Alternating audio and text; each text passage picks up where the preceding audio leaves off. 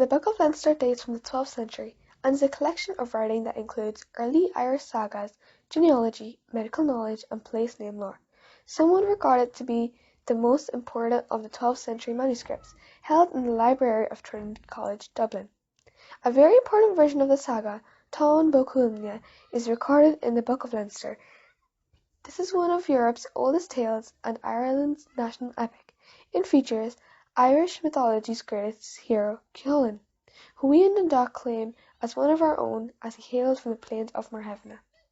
This epic tale from Irish mythology tells us about the remarkable efforts Queen Maeve of Connacht goes to in order to obtain Don Cúailnge, the brown bull of Cooley, so as to match the wealth of her husband.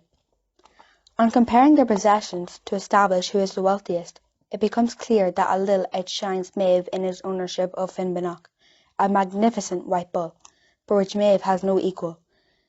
There is only one bull in Ireland equal to Finnbhennach, that is the great brown bull of Cooley.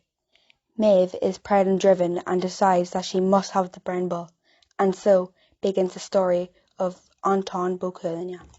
Throughout a substantial time of the story, we see Cuchulainn single-handedly defending Ulster against Queen Maeve's invading army of Connacht. Cuchulainn performs many heroic deeds, and defeats many warriors who are sent out to challenge him.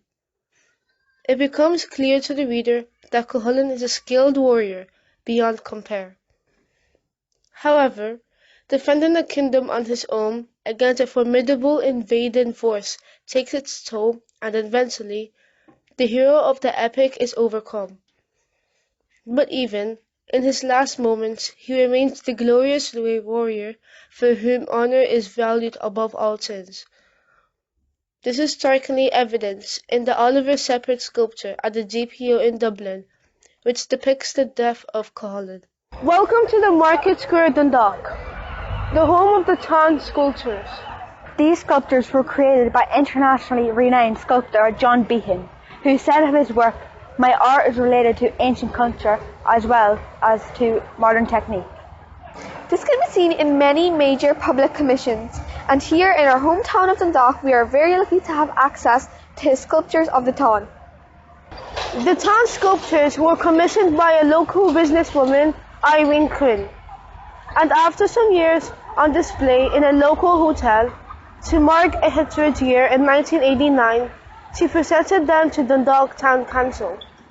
Today, they are displayed along Market Square for all of us to appreciate. Behan's sculptures highlight the key aspects of the Táin saga, such as the meeting of Cuchulainn and Emer. Cuchulainn battles the men of Ireland. Back at the ford, the grim figure of Cuchulainn still kept Maeve's army at bay. But his head was beginning to sag, and a glazed look came into his eyes. Only the thongs that tied him to the boulder prevented him from slumping to the ground. Maeve was watching him from her camp. After a while, she suspected that something was wrong. "Cuchulainn hasn't moved from the rock all day," she said to Fergus. "Perhaps he is weaker than we think." It may be just a trick to lure your men out, Fergus cautioned. But look at the way his head droops, Maeve said. He seems too weak to fight.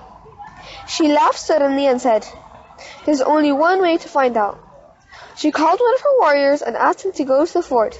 The man hesitated and was about to shake his head when Maeve said, "I don't want you to do combat with Cuchulainn. If he moves to attack, you come back here." The warrior walked down to the river.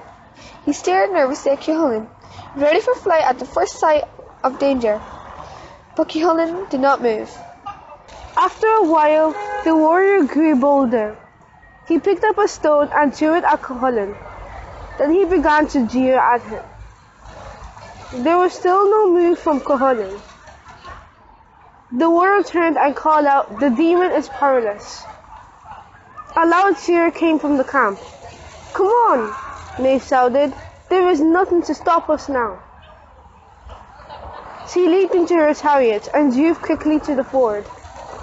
Her men followed her, waving their swords and spears.